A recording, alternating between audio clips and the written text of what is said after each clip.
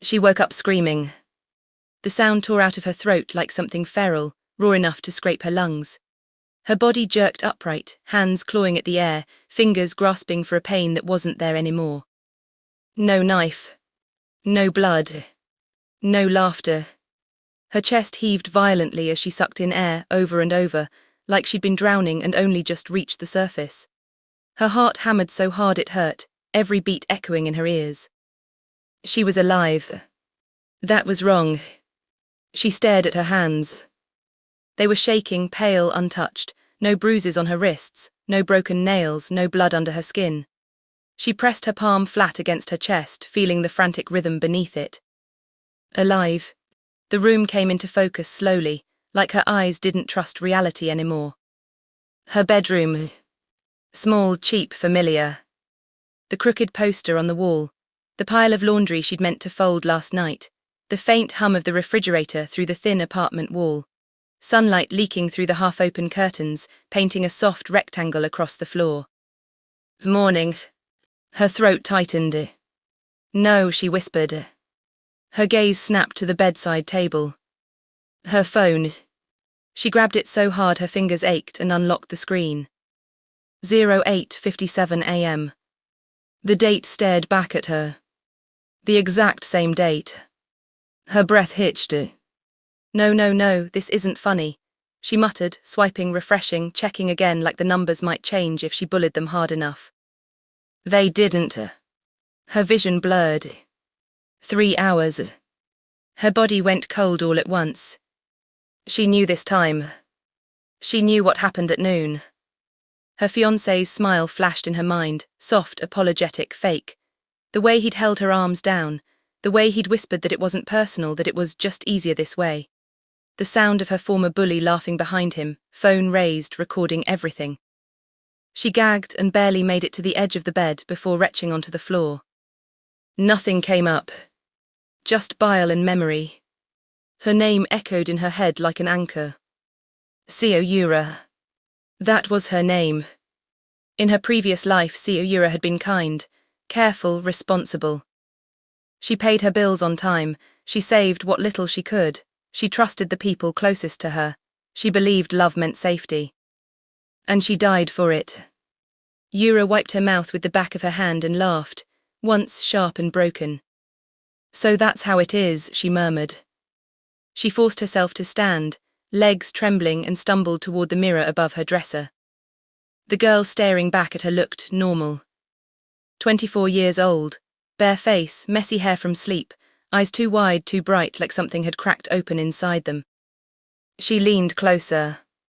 Her pupils shimmered faintly. Gold. Just for a second. Then, a sound rang through her skull. Not heard, felt. Emotional value system, initialization complete. Yura staggered back, slamming into the dresser. What? Her voice came out hoarse. The air in front of her rippled. Text appeared, hovering, translucent and sharp like glass. Host identified, Sayura. Timeline reversion confirmed. Remaining time until doomsday, 02:59:41. Her breath caught.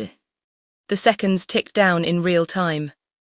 Primary emotion source, resentment. Secondary emotion source, revenge. Compatible ability detected. Her mind screamed for logic, for reason, for someone to tell her this wasn't real. But her body remembered dying. She reached out slowly, half expecting her hand to pass through the text. It didn't. Her fingers tingled. Skill unlocked, personal storage space level 1. Capacity 10M3. Access condition, conscious intent. Storage, she whispered. She glanced at the bedside lamp, then thought, put it away. The lamp vanished. Yura screamed again, spinning around wildly.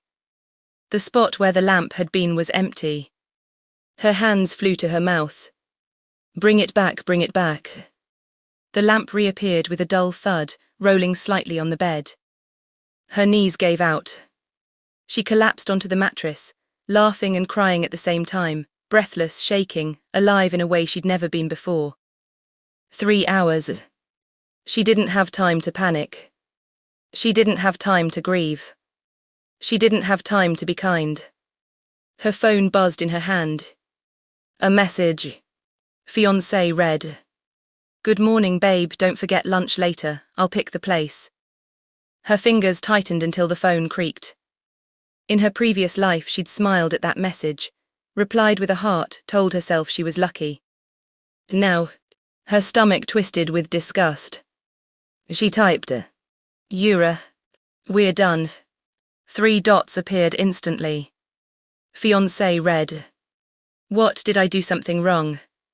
She stared at the screen, remembering his weight pinning her down, his voice, his hands. Yura, I remember everything. Silence. Then, Fiancé read. You're scaring me, let's talk later.